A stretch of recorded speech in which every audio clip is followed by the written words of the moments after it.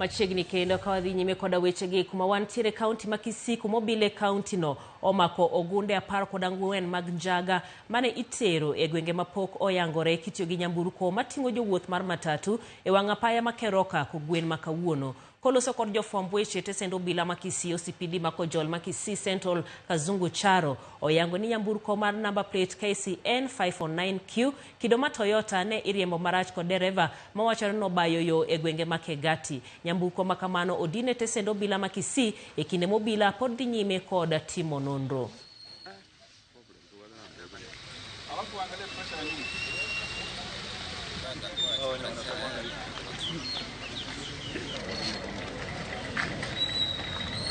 Today, very early in the morning, our officers, while on our routine patrols along Kisii Keroka Road, came across a motor vehicle which was being driven very suspiciously.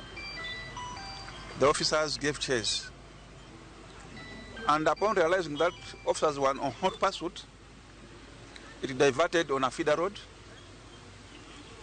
and eventually the driver lost control and landed into a ditch.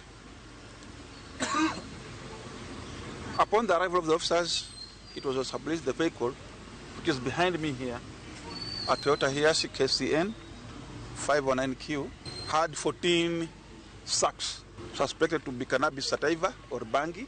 The driver of the vehicle managed to escape, but officers are on hot pursuit looking for him. He can run